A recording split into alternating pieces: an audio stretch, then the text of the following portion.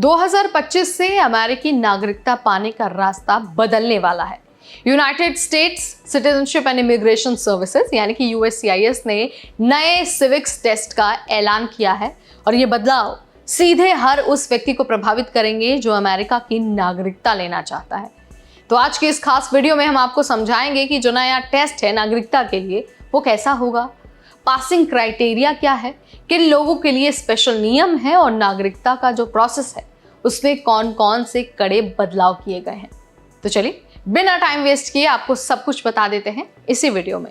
Hi everybody, you watching NBT Tech and I am your host Neha Upadhyay. तो भाई सबसे पहला और सबसे बड़ा बदलाव है सवालों की संख्या। पहले टेस्ट में 100 सवाल पूछे जाते थे, 100 सवालों की लिस्ट थी।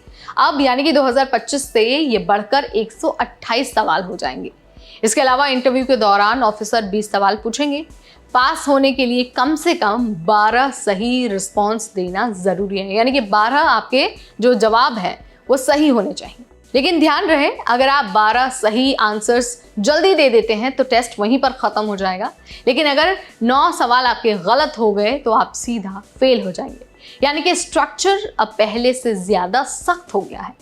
अब बात करते हैं उन लोगों की जो 65 साल से ज्यादा उम्र के हैं और 20 साल से ज्यादा अमेरिका में रह रहे हैं।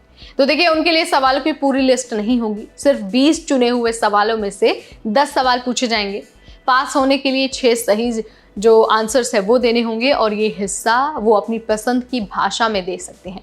ये बुजुर्ग और लंबे समय से बसे हुए इमिग्रेंट्स के लिए बड़ी राहत है।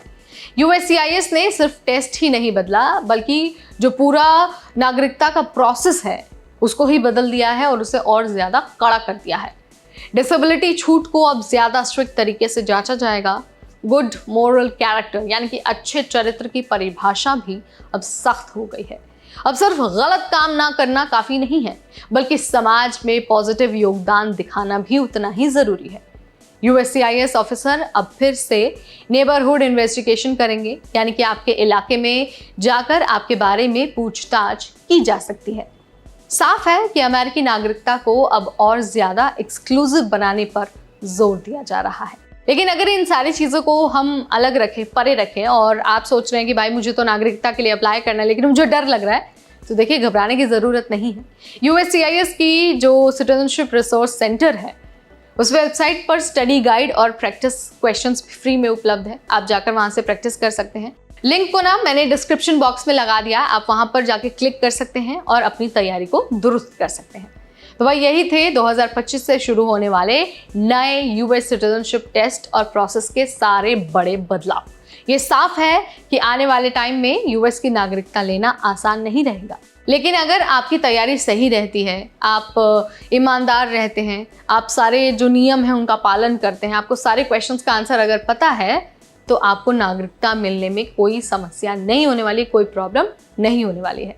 लेकिन हाँ, अगर आपको जानकारी नहीं है, चीज़ें आपको नहीं पता है, तो आप वेबसाइट पर जाकर तैयारी कर सकते हैं। क्वेश्चंस की लिस्ट आप चेक कर सकते हैं कि किस तरह के सवाल पूछे जा सकते हैं। फिलहाल इस वीडियो में इतना ही। अगली बार फिर आएंगे नई जानकारी लेकर। Till then, this is me Neha Upadhyay signing of.